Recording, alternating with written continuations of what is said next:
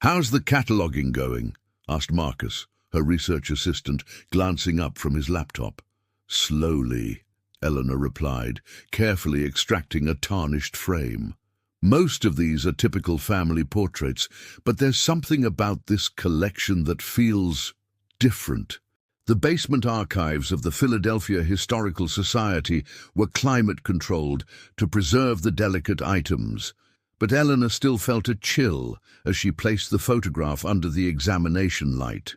The image showed a christening ceremony, a common subject for early photography when families could afford only a few portraits to commemorate significant events. A solemn-faced minister held a baby over a baptismal font, while the parents stood rigidly nearby, their expressions serious during the long exposure time required. But what caught Eleanor's attention was the baby's arm, extended outward, finger pointing toward an empty corner of the frame. "That's unusual," she murmured. Marcus leaned over her shoulder. "What am I looking at?" The baby's gesture. In photographs from this era, subjects had to remain completely still for several minutes. Parents would often hold infants tightly, sometimes even using hidden braces. But this child's arm is clearly moving. See the blur? And look where it's pointing. Marcus squinted. There's nothing there. Exactly. Eleanor reached for her magnifying glass. Wait a minute. In the shadowed corner where the baby pointed, barely visible against the dark backdrop, was the faint outline of what appeared to be a tall figure. Could be a photographic error, Marcus suggested, or maybe someone moved during exposure. Eleanor carefully turned the photograph over. On the back, written in faded ink, christening of Edward Patterson, May 4th, 1857. Present. Minister Thomas Wilks, parents George and Martha Patterson. There was a line scratched out below, followed by, "The incident not to be discussed." "Marcus, pull up the Patterson family records. I want to know more about this christening." As Marcus began searching, Eleanor examined the other photographs. Most showed the same family at various formal occasions. Then she found another christening photo dated 3 months later. Different baby, different parents, same minister, and in the corner, barely perceptible, the same shadowy figure. The baby's hand, again, was reaching toward it. "Eleanor," Marcus called, his voice strained, "you need to see this." On his screen was a newspaper clipping dated May 7th, 1857. "Tragedy follows christening. Infant Edward Patterson found deceased 3 days after baptism. Parents report seeing dark presence in home." Eleanor felt the temperature in the room seemed to drop further. "There's more," Marcus said, scrolling. "I found records of 6 christenings performed by Minister Wilks in 1857. 4 of the babies died within a week, all after reportedly pointing at something unseen during the ceremony." Eleanor looked back at the photograph, at the baby's blurred finger pointing toward the shadow. The preservation work would continue tomorrow, but tonight she couldn't shake the feeling that in documenting these images, they might be drawing attention from something that had been waiting, watching, for a very long time. "You look terrible," Marcus commented, setting down a coffee cup beside her workstation. "Thanks for the observation," Eleanor replied dryly. "I was up late looking into Wilks. Before becoming a minister, he studied under a physician who was eventually discredited for unethical experiments involving children." Marcus grimaced. "That's disturbing, but not necessarily supernatural." I'm not suggesting anything supernatural," Eleanor said, though the chill that had settled in her spine suggested otherwise. "I'm following historical evidence. Wilks oversaw an unusually high number of infant deaths in his parish." Eleanor carefully extracted another photograph from the collection. This one showed a family gathered outside a modest Philadelphia home, dated October 1857. Standing slightly apart from the group was Minister Wilks, his face gaunt and severe. Behind him a window reflected something that shouldn't have been there, a tall, indistinct shape where no person stood. "I've requested the church records," Eleanor said. "They should arrive today. By noon, a courier delivered a sealed box of documents from the First Presbyterian Church of Philadelphia. Eleanor and Marcus spread the brittle pages across the research table. "Look at this," Marcus said after an hour of silent examination. Wilks was investigated by church elders in late 1857 after parents complained of him performing unorthodox blessings during christenings. Eleanor read over his shoulder. Minister Wilks insisted upon performing baptisms when alone with the child and parents, refusing witnesses, claiming their spiritual impurity would taint the ceremony. The elders were concerned he was incorporating elements from some kind of esoteric practice. And here, Marcus pointed to another document, they mention him speaking in tongues not of Christian origin during ceremonies. Eleanor pulled out her phone, scrolling through photos she'd taken of the baptism images. Every single one of these christenings was performed by Wilks, and in each one, the baby is gesturing towards something unseen. But only some of the babies died, Marcus noted. Maybe the ritual wasn't always successful, Eleanor murmured, then caught herself. Whatever success meant to Wilks.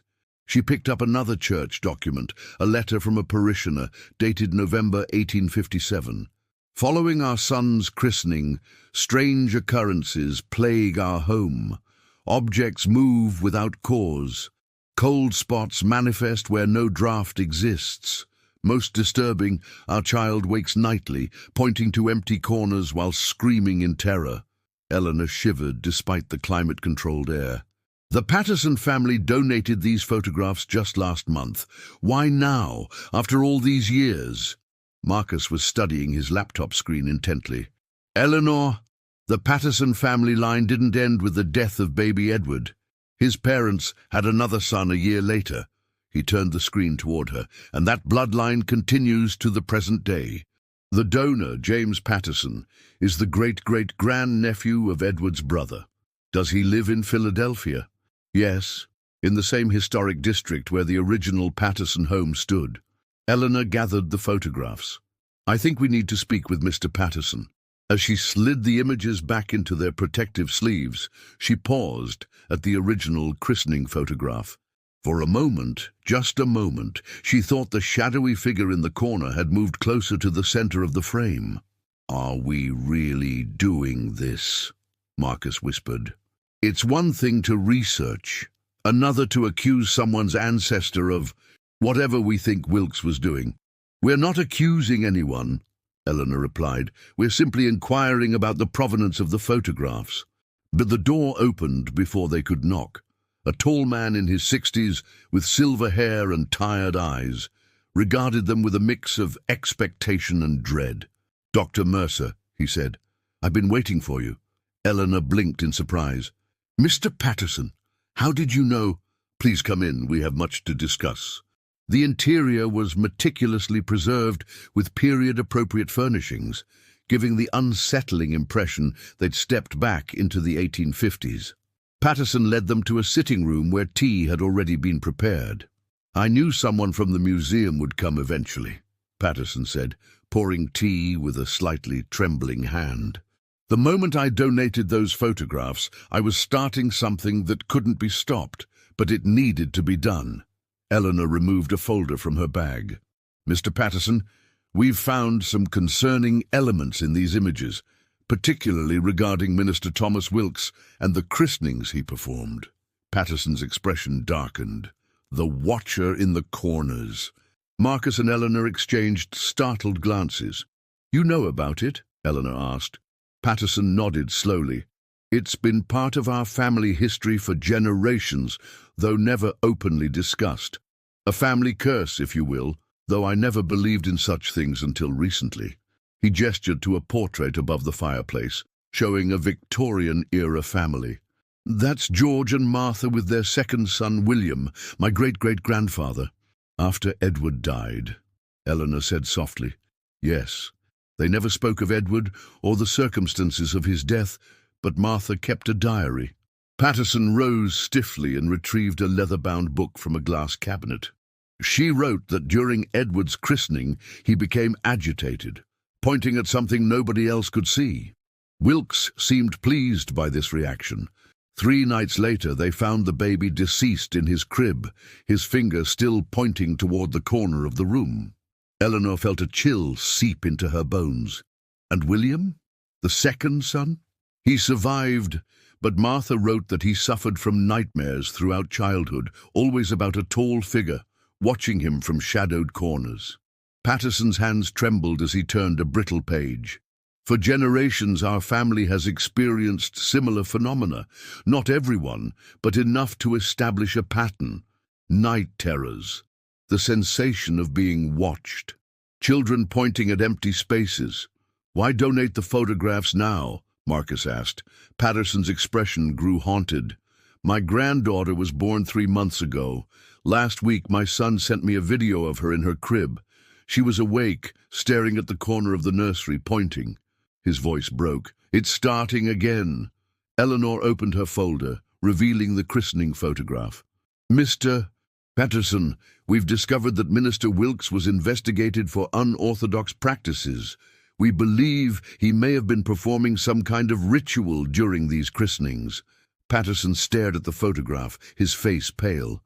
"My family wasn't his only target. There were others.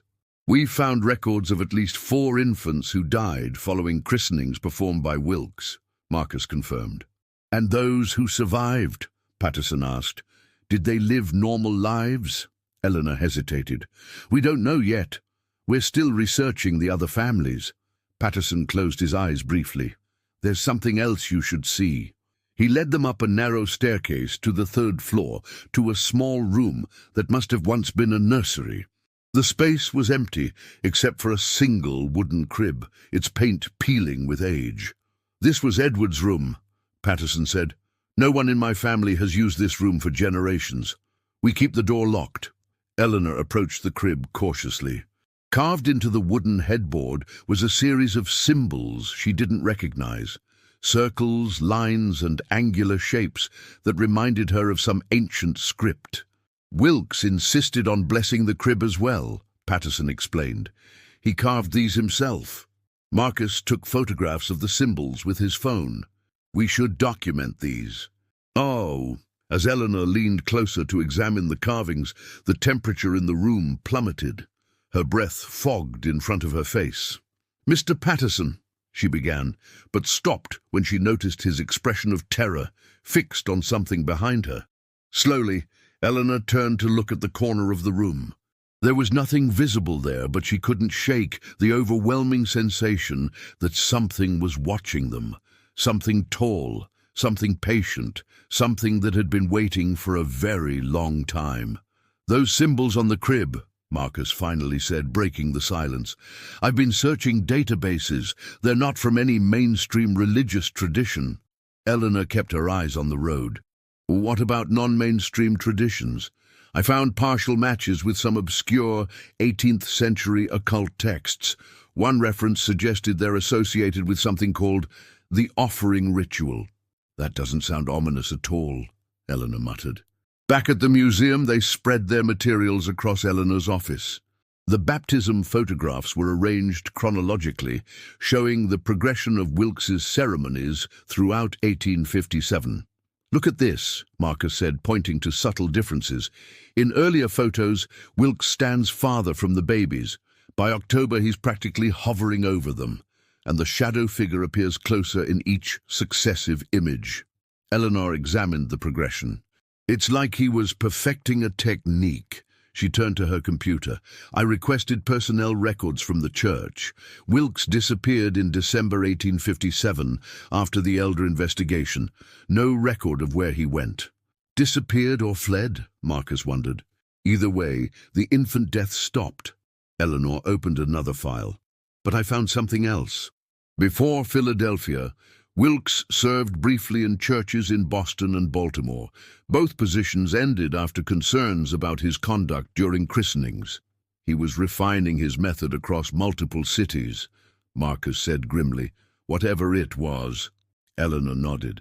"I've cross-referenced records. In each location, there were reports of infant deaths following his ceremonies. They worked through the afternoon, piecing together Wilks's disturbing history. As the museum emptied for the evening, Eleanor found herself alone in her office, staring at the original Patterson christening photograph.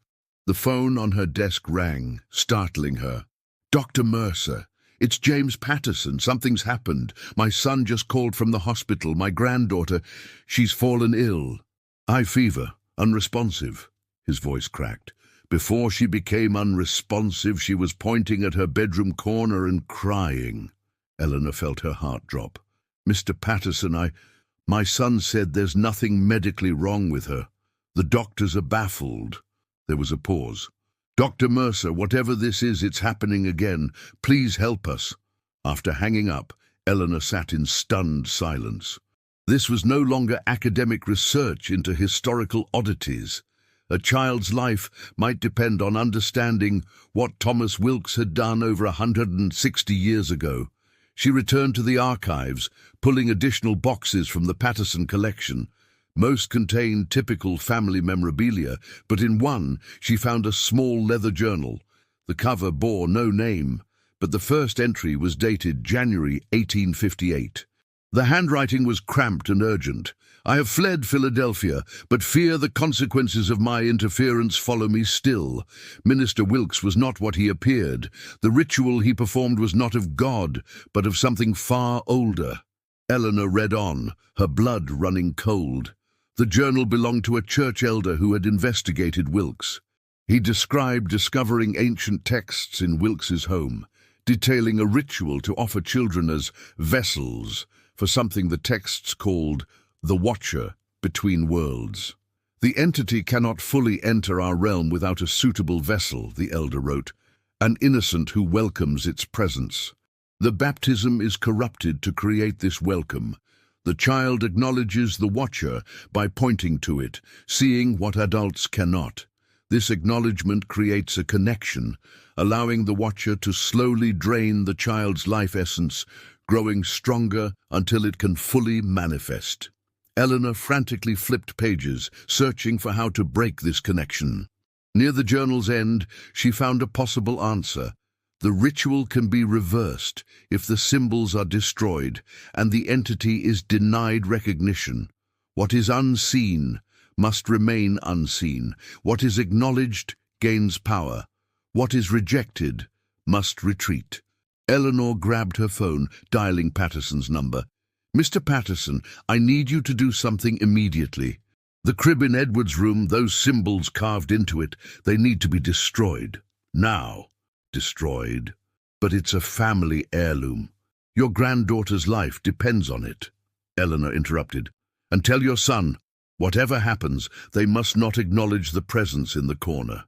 If the baby points, they must not look where she's pointing. The entity feeds on recognition." There was a pause before Patterson responded, his voice resolute. "I understand. I'll call my son immediately." Eleanor hung up and turned back to the photographs spread across her desk. In each one, the shadow seemed to have grown more substantial as Wilks' rituals continued. She picked up the final photograph from December 1857, Wilks' last known christening before his disappearance. The shadow was almost fully formed, a tall figure with elongated limbs standing directly behind the minister, and as Eleanor stared at the image for just a moment, she could have sworn the figure turned its head to look directly at her through the photograph. "Dr. Mercer," Patterson answered immediately, his voice hoarse. "We did as you said. My son took the baby home against medical advice. I went to the nursery and destroyed the symbols on the crib." "And your granddaughter?" "Her fever broke an hour ago. The doctors can't explain it." His voice trembled. "But something else happened. When I was destroying the symbols, I felt watched. And when I turned to leave the room, I saw it. Just for a moment, a tall figure in the corner, darker than the darkness around it." Eleanor's mouth went dry. "Mr. Patterson, you shouldn't have looked at it. Recognition gives it strength." "I know that now," he said grimly. "But there's more. After I saw it, I found this." There was rustling as he handled something. "A letter, hidden in a compartment beneath the crib. It's from Thomas Wilks, addressed to my great-great-grandparents." "What does it say?" "It's a confession. And a warning. Patterson's voice shook as he read, "What I have done cannot be undone. The Watcher has been invited and will not easily depart. It feeds on acknowledgement, growing stronger with each generation that sees it. Break the symbols, refuse to see it, and perhaps your bloodline may yet survive.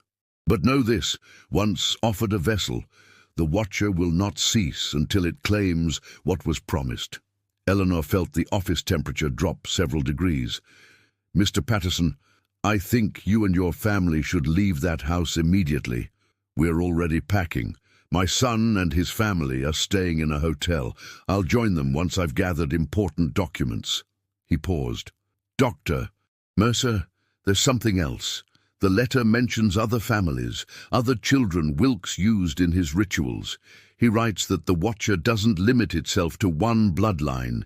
It moves between them, seeking the easiest path to manifestation." Eleanor glanced at the photographs spread across her desk. The other christenings. "Yes, Wilks named 5 families besides mine. Miller, Caldwell, Thornton, Bishop, and Sullivan." Eleanor quickly wrote down the names. "Mr. Patterson, please bring Wilks' letter to the museum tomorrow, and be careful tonight." After hanging up, Eleanor couldn't bring herself to remain alone in her office. She gathered the most critical materials and headed to the 24-hour diner across from the museum, where bright lights and the presence of others might dispel the growing sense of dread. Over multiple cups of coffee, she searched genealogical databases for the 5 families Wilks had named. 3 had died out over the generations. But the Thorntons and Sullivans still had descendants in Philadelphia. By morning, Marcus found her still at the diner, surrounded by notes. "You look like you haven't slept," he observed, sliding into the booth. "Not much," Eleanor admitted, briefing him on the night's developments. "We need to contact the remaining families. If Patterson is right, this entity moves between bloodlines, seeking vulnerable members." "Like newborns?" Marcus asked. "Or perhaps anyone in a transitional state?" Eleanor pulled up her research. "I've been tracking unusual deaths or illnesses among descendants of these families. There's a pattern. They often occur during major life transitions: birth, marriage, relocation, serious illness. Moments when people are psychologically vulnerable. So the entity takes advantage of weakness," Marcus said. "Exactly.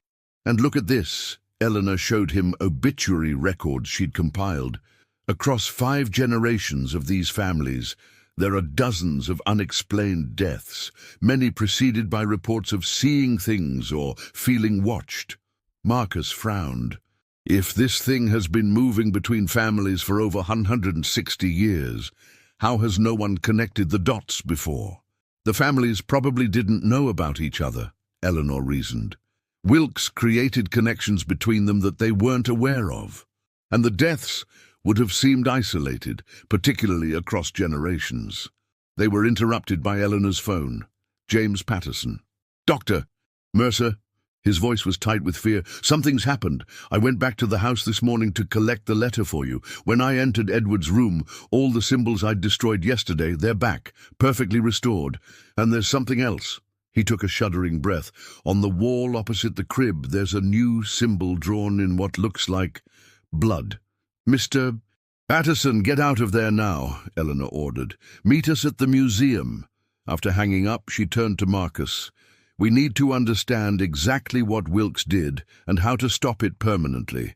The journal mentioned the Watcher needs acknowledgement to gain strength. If we can prevent that somehow—" "But it's been acknowledged for generations," Marcus pointed out, "by multiple families." Eleanor gathered her materials. "Then we need to find a way to make it unseen again, to remove the recognition it's gained." As they hurried toward the museum, Eleanor's phone chimed with an email alert.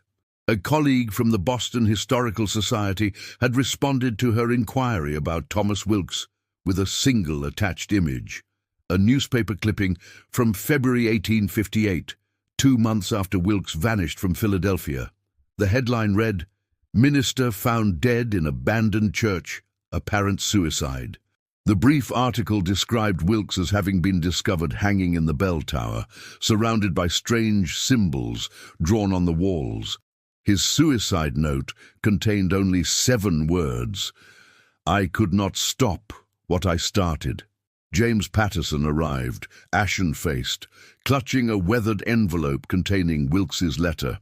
"My son called from the hotel," he said after handing over the document.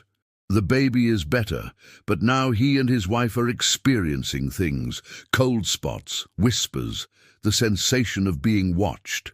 Eleanor carefully unfolded Wilks' confession.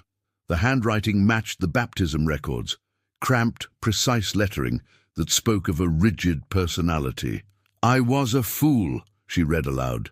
"Hungry for knowledge beyond mortal boundaries, I discovered ancient texts describing entities that exist between worlds.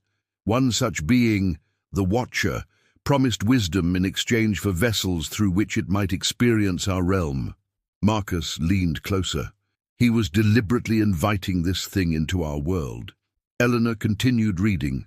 The ritual was simple but effective. During the sacred moment of baptism, when the soul is most vulnerable, I would open a channel between worlds.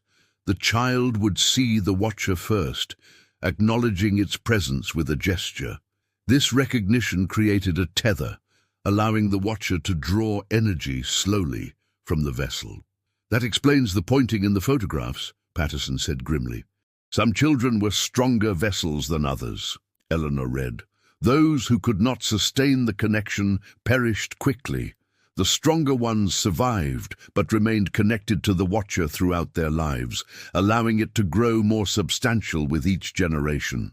The letter continued, describing how Wilks had performed the ritual on multiple families, creating a network of potential vessels for the entity. He had inscribed binding symbols on items connected to each child, cribs, toys, baptismal gowns, ensuring the Watcher's continued access to the bloodlines. "I believed I controlled the entity," Eleanor read, her voice growing tense, "until I realized the Watcher was controlling me. It grows stronger with each passing year, each new vessel. It no longer requires my rituals to claim those connected to it by blood. What I have unleashed will ripple through generations, unless the bindings are broken." The final paragraph contained the most chilling revelation. The Watcher exists in the space between seeing and unseeing. It feeds on recognition. Each acknowledgement strengthens it. Each generation that sees it brings it closer to full manifestation in our world. Should that occur, it will no longer require vessels or invitations. It will walk freely among us, harvesting life essence at will. Silence fell over the room as Eleanor finished reading. "So this thing has been feeding off these families for over 160 years, Marcus finally said, "growing stronger with each generation. And my granddaughter is its latest target," Patterson added, his voice breaking. Eleanor studied the letter again. Wilks mentions breaking the bindings. The physical symbols he created seemed to be anchor points. The carvings on the crib, possibly other objects connected to the baptisms. "But I destroyed those symbols," Patterson insisted. "They reappeared." "Because the entity is strong enough now to maintain them," Eleanor theorized. "We need to find all the connecting points across all 5 families and break them simultaneously.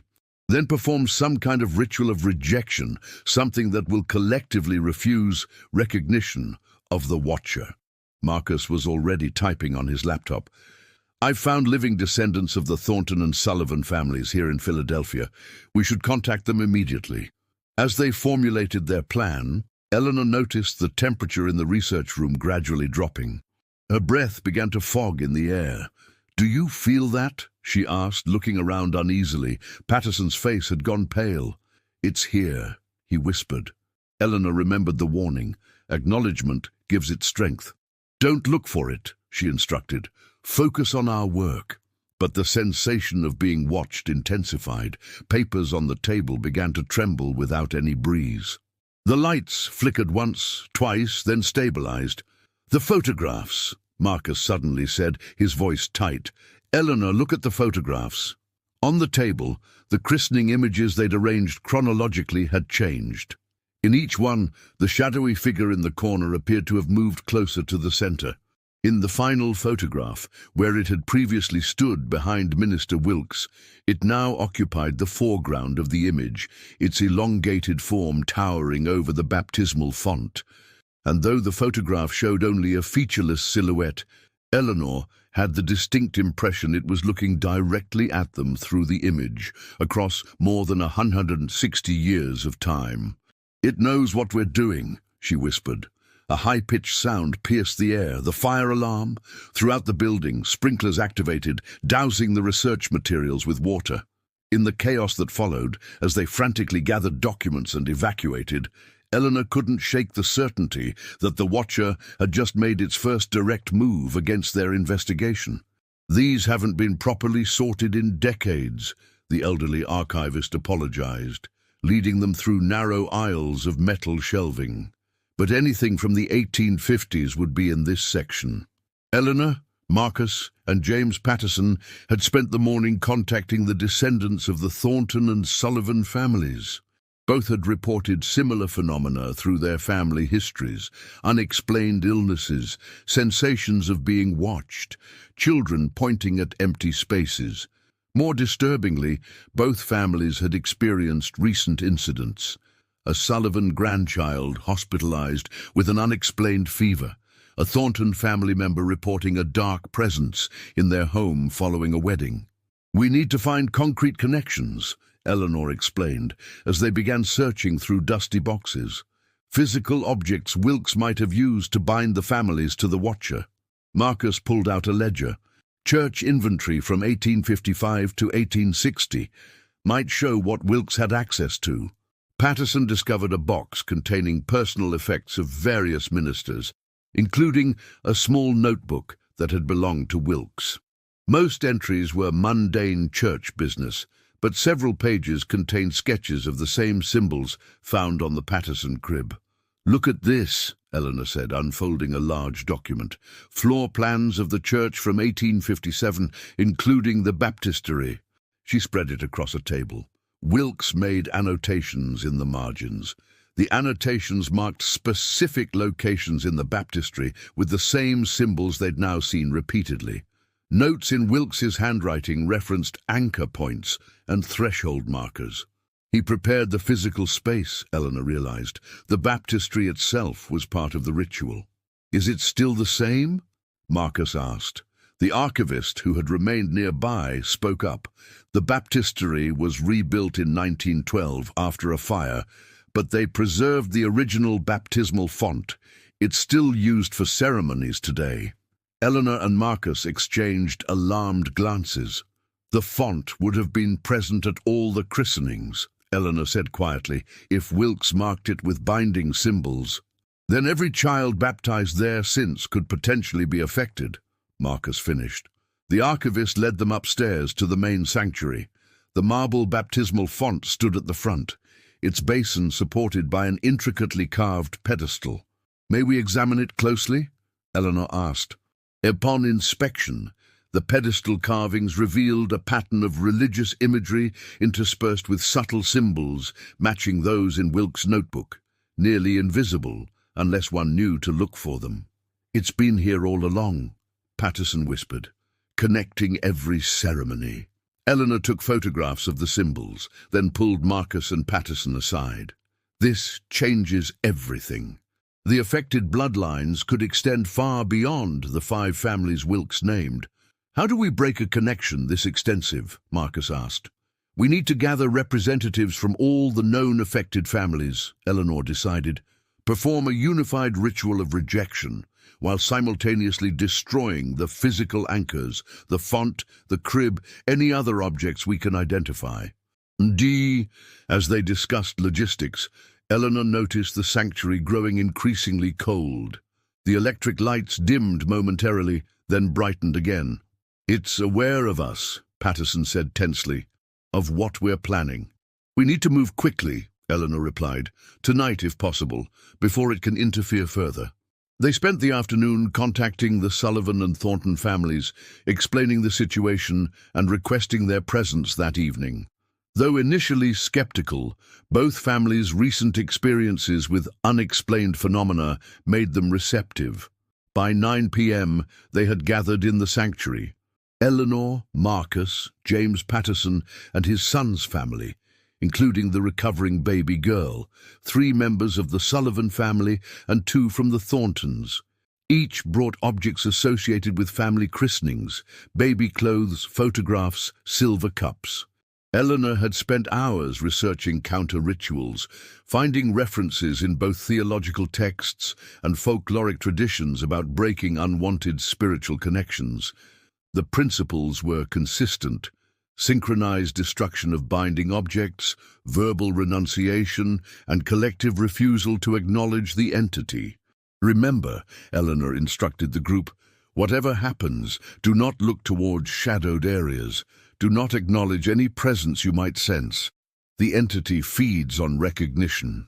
They arranged the family objects around the baptismal font. Patterson had brought fragments of the crib, which he'd finally destroyed completely. Eleanor placed the baptism photographs face down nearby. "We'll begin by reciting the renunciation together," she explained, distributing printed sheets. "Then, on my signal, we'll simultaneously destroy the objects while continuing the recitation." As they formed a circle around the font, the sanctuary lights began to flicker. A cold wind swept through the space despite the closed doors and windows. "It's trying to stop us," Marcus whispered. "Ignore it," Eleanor commanded. "Begin the recitation." Their voices joined in the ancient words of renunciation, phrases culled from exorcism rituals, binding ceremonies, and protective incantations across multiple traditions. As they spoke, the disruptions intensified. Hymnals flew from pews, the temperature plummeted until their breath clouded before them. In the corner of her vision, Eleanor caught glimpses of a tall, dark shape moving along the periphery of the sanctuary. The temptation to look directly at it was almost overwhelming. "Now!" she called when they reached the critical passage. Each person began destroying their objects, tearing photographs, breaking heirlooms, scraping symbols from metal surfaces. Patterson attacked the baptismal font with a chisel, obliterating the hidden markings Wilks had carved over 160 years earlier. The sanctuary erupted in chaos. The wind became a howling gale, shattering stained glass windows. Several people were thrown to the ground by an invisible force. The walls seemed to pulse with a deep vibration. And in the center of their circle, a darkness gathered, deeper than absence of light, a void that seemed to consume the very air around it. It towered upward, taking a vaguely humanoid shape with impossibly elongated limbs. "Don't look at it!" Eleanor shouted above the maelstrom. "Continue the ritual." Despite the overwhelming urge to flee, they persisted. As the last symbols were destroyed, Eleanor led them in the final words of the ritual, a unified declaration that whatever had been invited was now rejected, whatever had been seen would now remain unseen, whatever had been acknowledged was now and forever denied recognition. The entity's form contorted, stretching toward the ceiling, before collapsing inward like smoke drawn into an invisible funnel. The wind died suddenly. The temperature began to normalize. In the silence that followed, they stared at each other in disbelief, careful not to look at the space where the darkness had been. "Is it over?" Patterson's son asked, cradling his baby daughter protectively. "I don't know," Eleanor admitted, "but we've broken the connections Wilks created. We've rejected its presence collectively." As they gathered their belongings, exhausted and shaken, Eleanor couldn't shake the feeling that something fundamental had changed. The oppressive sensation that had hung over them throughout the investigation had lifted, like atmospheric pressure normalizing after a storm. "We should document everything," Marcus suggested, already taking photographs of the damaged baptismal font and the remains of the ritual objects. The baby girl, who had been silent throughout the chaos, suddenly laughed, a bright, innocent sound that echoed through the sanctuary. She wasn't pointing at anything. She was simply reaching for her mother's face. "I think that's a good sign," Eleanor said, watching the child's normal behavior. As they left the church, Patterson approached Eleanor. "Do you truly believe it's over?" he asked quietly. "I believe we've broken the connections Wilks established," she replied carefully.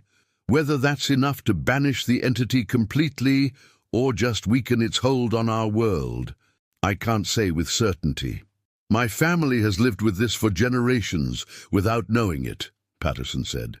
"At least now we understand what we're facing." "Knowledge is its own protection," Eleanor agreed. "The entity thrived on ignorance and isolation. By bringing the families together, by recognizing the pattern across bloodlines, we've already diminished its power." They parted ways with plans to check in regularly, each family agreeing to report any unusual occurrences. Eleanor and Marcus returned to the museum, where they would properly document everything they'd learned about Wilks and the Watcher.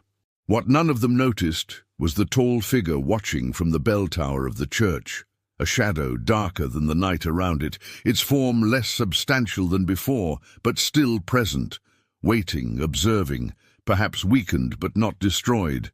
Eleanor should have felt triumphant. Instead, she felt uneasy.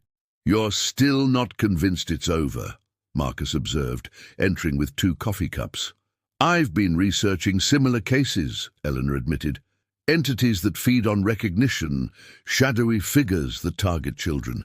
There are parallels across cultures, from Scandinavian folklore to Japanese ghost stories. And such entities are rarely destroyed completely. They're diminished, banished, bound, but not erased from existence." She gestured to her notes. "In most traditions, they eventually return in weakened forms, seeking new connections." "So we might have won a battle, but not the war," Marcus said grimly. "Exactly. Which is why I've been tracking baptismal records from First Presbyterian since Wilks' time." Eleanor pulled up a spreadsheet. "I've identified over 300 families who had children baptized in that font between 1857 and our ritual last month." Marcus whistled low. "That's a lot of potential connections." "Most will have experienced nothing unusual," Eleanor reasoned. "The entity would focus its energy on those with the strongest connections, the original 5 families and their direct descendants. But as it grew stronger over generations, it might have affected others. So what's our next step?" Eleanor hesitated. "I'm not sure there is one. At least not immediately. We've done what we can to break the connections. Now we monitor and prepare in case it resurfaces." Their conversation was interrupted by a call from the museum director. A new collection of historical photographs had been donated, this time from Baltimore, dating to Wilkes's brief tenure there before Philadelphia. "We should examine those immediately," Eleanor said after hanging up. The Baltimore collection contained fewer items than the Patterson donation, but among them was a christening photograph from 1855. The same distinctive composition, solemn minister, rigid parents, baptismal font. But this time, the baby's arms were still, and the shadowy figure in the corner was barely perceptible, just the faintest suggestion of a tall silhouette. "This must have been early in Wilkes's experiments," Eleanor murmured, "before he perfected the ritual." "Look at the date," Marcus pointed out. "March 1855. That's 2 years before the Philadelphia christenings." "He was developing his technique over time," Eleanor said, "learning how to create stronger connections between the entity and the children." They discovered another baptism photo from November 1855, this one showing a baby with its arms slightly extended, not quite pointing, but reaching toward the same shadowed corner where the silhouette appeared more distinct. "The progression is clear," Eleanor noted. By the time he reached Philadelphia, he had refined the ritual to create immediate, strong connections. As they continued examining the collection, Eleanor's phone rang. James Patterson. "Dr. Mercer." His voice was tense but controlled. "Something's happened at the church." "What is it?" "The baptismal font, the one we damaged during the ritual.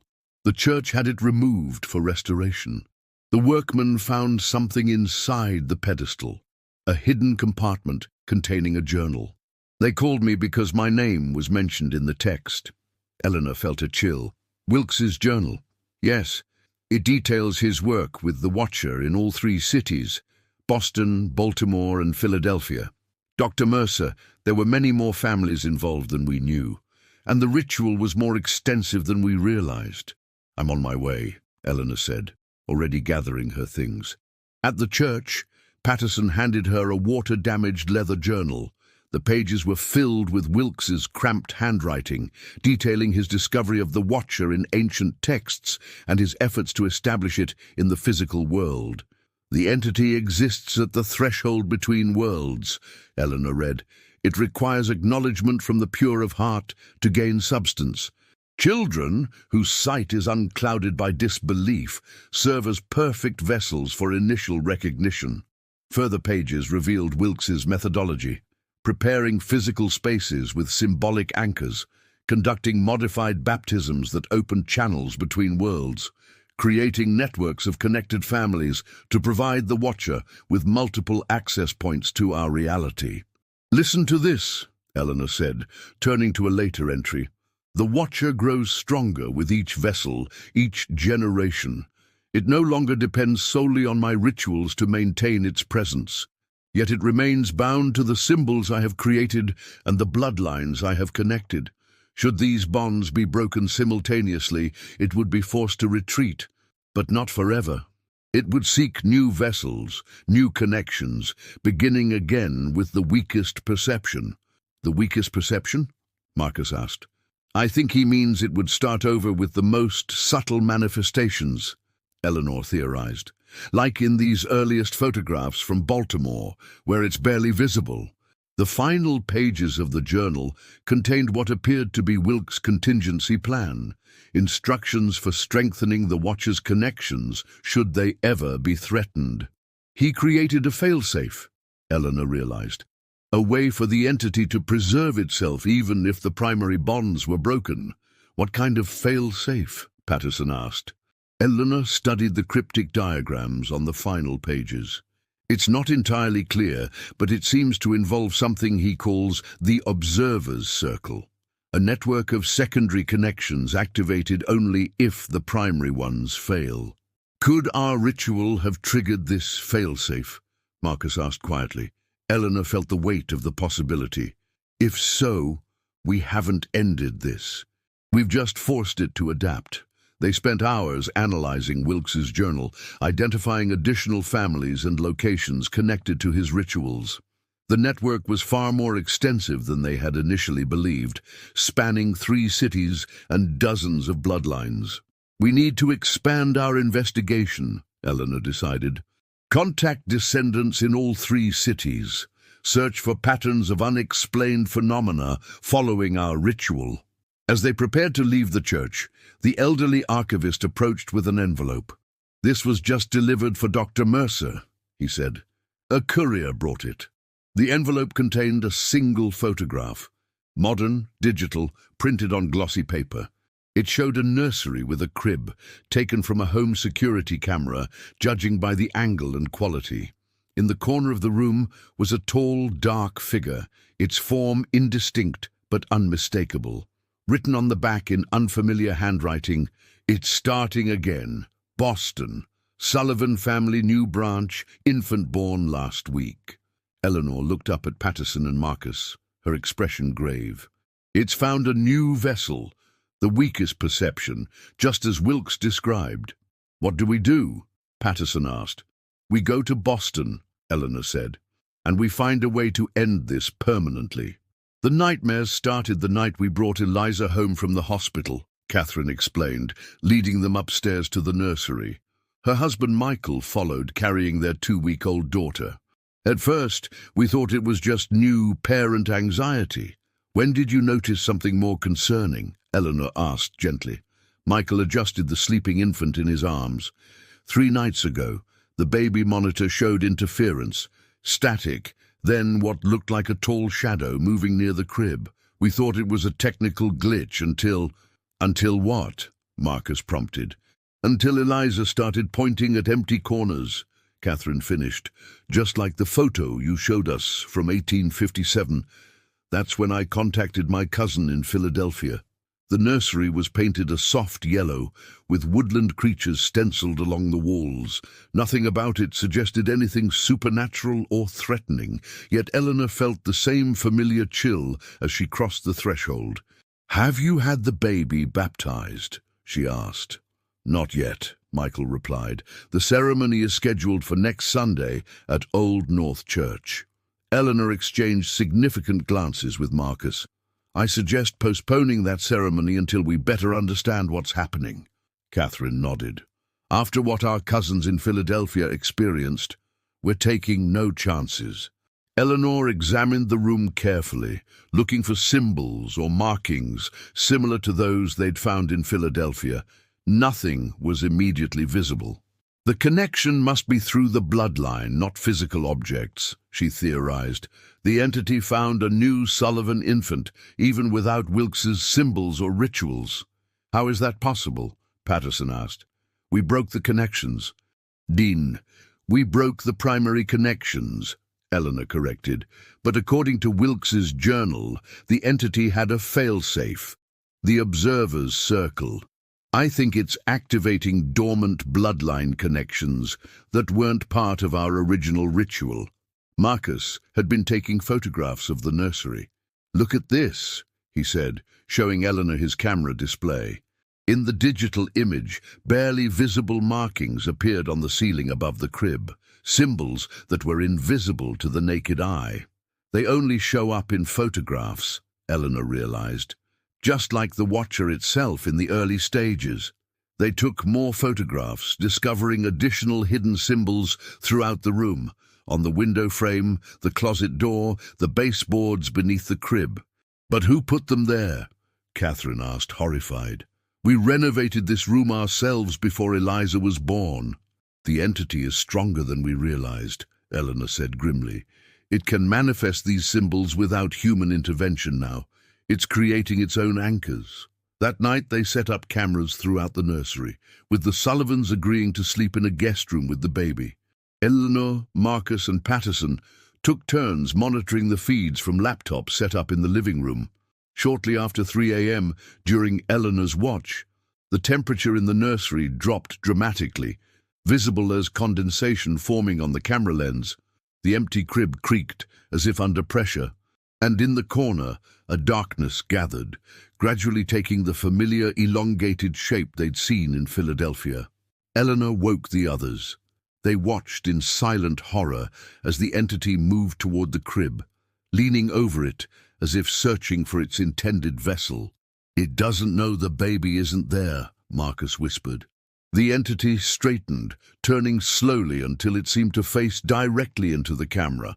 The feed distorted, lines of static cutting across the image before the connection failed completely.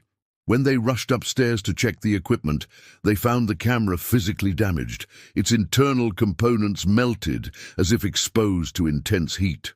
"It's aware of our tactics now," Eleanor said. "It's adapting."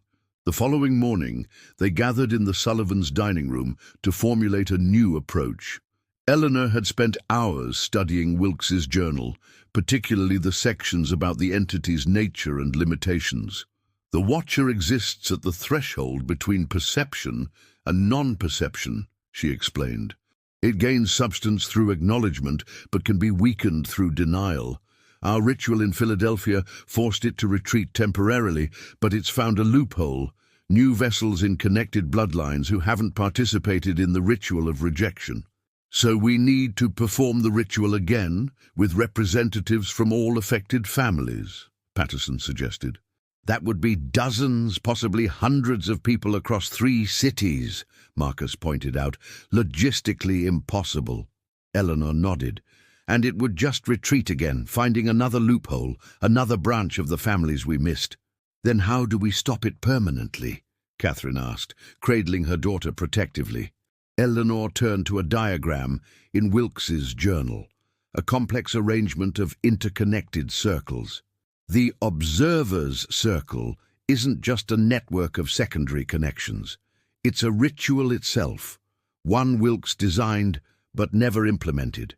He feared the Watcher had grown beyond his control. "What kind of ritual?" Michael asked.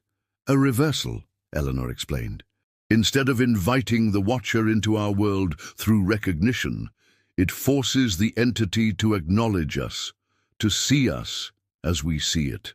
That acknowledgement, according to Wilks's theory, would bind the entity to the rules of our reality, making it vulnerable." "Vulnerable to what?" Marcus asked. "To being unseen," Eleanor said. "If an entity that feeds on recognition is universally rejected, not just by a few families, but by collective human perception, it would have no sustenance, no anchor in our world." "How do we implement such a ritual?" Patterson asked. Eleanor hesitated. "That's the challenging part. It would require a focal point, someone the Watcher has already established a connection with, someone it recognizes." All eyes turned to baby Eliza. "Absolutely not," Catherine said immediately. "We're not using our daughter as bait." "Not bait," Eleanor clarified. "More like a mirror. The entity has established a connection with Eliza. She can see it, acknowledge it. That same connection could be reversed, forcing it to see her, and through her, all of us. In return, it's too dangerous," Michael insisted. "Every child in these connected bloodlines is in danger until we end this permanently," Patterson said quietly. "My granddaughter, your daughter, all of them." After hours of discussion, a compromise was reached. They would attempt the reversal ritual with multiple protective measures in place. It would take place at Old North Church, not during an official baptism, but in a private ceremony using the historic baptismal font, which dated back to the early 1800s and would have been used during Wilks's tenure. The church historian, intrigued by their research despite skepticism about its supernatural elements, granted them access for what she believed was a historical reenactment. Eleanor spent the day preparing, marking protective symbols from various traditions around the baptistry, while Marcus and Patterson researched additional safeguards. The Sullivans arrived at dusk, Catherine carrying Eliza and Michael, bringing items Eleanor had requested, mirrors to be placed at strategic points around the font, creating a reflective circle that would, theoretically, amplify the reversal effect. "Remember," Eleanor instructed as they took their positions, "once we begin, no one acknowledges the entity directly.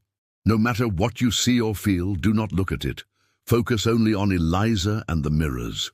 The reversal ritual combined elements from Wilks's journal with protective practices Eleanor had researched. Catherine held Eliza over the font, not touching the water, merely positioning her within the circle of mirrors. Eleanor began the invocation, reading from a text she'd compiled. "That which watches, now be watched. That which sees, now be seen. That which feeds on recognition, now be recognized for what it truly is." The church lights flickered as they had in Philadelphia.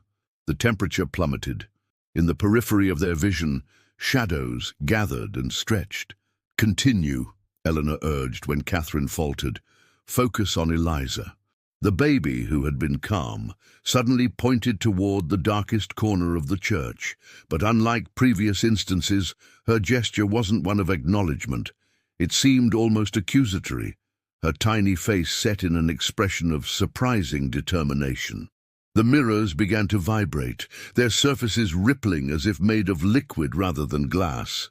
In their reflections, the shadowy figure appeared, not in the church itself, but captured within the mirrors, visible yet contained. "Now," Eleanor commanded. They all turned to face the mirrors, looking directly at the reflected entity rather than toward its actual presence in the church. In this indirect observation, they could see it clearly for the first time. A towering form of darkness, with limbs that bent at impossible angles. A face that was merely an absence where features should be. Eleanor completed the ritual. "We see you as you are. We name you as you are. We bind you to our sight, not as an observer, but as the observed. No longer the watcher, but the watched. The mirror's surfaces bulged outward, as if under immense pressure from within. The entity's reflected form contorted, stretching and compressing as it fought against the binding words. A high-pitched sound filled the church, painful in its intensity. The baby began to cry. Catherine clutched her tighter, refusing to break the circle. Then simultaneously, each mirror cracked, perfect star-shaped fractures radiating from their centers. Within each fractured reflection, the entity appeared smaller, fragmented, diminished. "It's working," Marcus whispered. The final words of the ritual called for universal rejection, not just from those present, but conceptually from all of humanity. Eleanor had researched phrases of banishment and denial from dozens of cultural traditions, weaving them together into a powerful declaration of collective refusal to acknowledge the entity's right to exist in their world. As she spoke the words, the fractured mirrors began to darken, the reflected fragments of the entity fading like smoke dispersing in wind. The oppressive cold receded. The painful sound diminished to a whisper, then silence. In the quiet that followed, baby Eliza stopped crying. She looked around with normal infant curiosity, her attention no longer fixed on empty corners. "Is it over?" Michael asked cautiously. Eleanor studied the mirrors. Each showed only ordinary reflections now, the fractures giving them a kaleidoscopic quality, but revealing nothing supernatural. "I believe we've succeeded in binding it," she said carefully. "Not destroying it entirely, I'm not sure that's possible, but constraining it to the space between reflections, visible only to itself." "A fitting punishment for something that fed on being seen," Patterson observed. They carefully collected the fractured mirrors, which Eleanor insisted must be preserved rather than destroyed. "They're containers now," she explained. "Breaking them might release what they hold." As they left the church, Eleanor felt lighter than she had in weeks. The sensation of being watched, which had become so familiar during their investigation, had finally lifted. The unseen had been seen, named, and bound, trapped in its own reflection, feeding only on itself. The fractured mirrors from the Boston ritual were secured in a custom-built case in the Society's most restricted archives, each wrapped in protective materials inscribed with binding symbols from multiple traditions. Eleanor checked on them weekly, though no unusual activity had been detected since that night at Old North Church. The Patterson, Sullivan, and Thornton families had reported no further incidents. Baby Eliza was thriving, showing no lingering effects from her brief connection with the Watcher. The museum had created a discreet support network for other potentially affected families, providing information and monitoring without causing undue alarm. As Eleanor filed the final page of her monograph, Marcus knocked on her office door. "Package for you," he said, setting a small parcel on her desk. "From James Patterson." The package contained a letter and a small wooden box. Patterson's note explained that while clearing out the last items from his ancestral home, which he had finally sold, he discovered one final artifact hidden in the attic, a daguerreotype case he'd overlooked during their initial investigation. With gloved hands, Eleanor carefully opened the wooden box. Inside was a small photographic case typical of the mid-19th century. The image it contained was not a christening but a formal portrait of Minister Thomas Wilks, dated December 1857, just before his disappearance from Philadelphia. Wilks sat stiffly in a photographer's chair, his expression severe. Behind him stood the now familiar shadowy figure, more distinct than in any previous image they'd found, its elongated form looming over the minister. But what sent a chill through Eleanor was not the entity's presence in the photograph, it was Wilks's eyes. Unlike the typical blank stare of 19th-century portrait subjects, who had to remain expressionless during long exposures, Wilks's eyes held a look of absolute terror, and his hand, resting on the chair arm, was captured in motion, pointing directly at the viewer of the photograph. As Eleanor stared at the image, she could have sworn that for just a moment the shadow behind Wilks shifted slightly, as if acknowledging her gaze across more than 160 years. She quickly closed the case, her heart racing. Perhaps their victory had not been as complete as they believed. Perhaps the Watcher had not been entirely bound by their ritual. Or perhaps it had found a new way to be seen, not through the direct observation of living witnesses, but through the preserved images of the past, waiting patiently in archives and collections for new eyes to acknowledge its presence. Eleanor placed the daguerreotype in a secure drawer, making a mental note to transfer it to the special archives the following day. As she turned back to her monograph, she resisted the urge to glance over her shoulder at the empty corner of her office. Some things, once seen, could never be entirely unseen, and in the space between perception and darkness, the Watcher might still be waiting.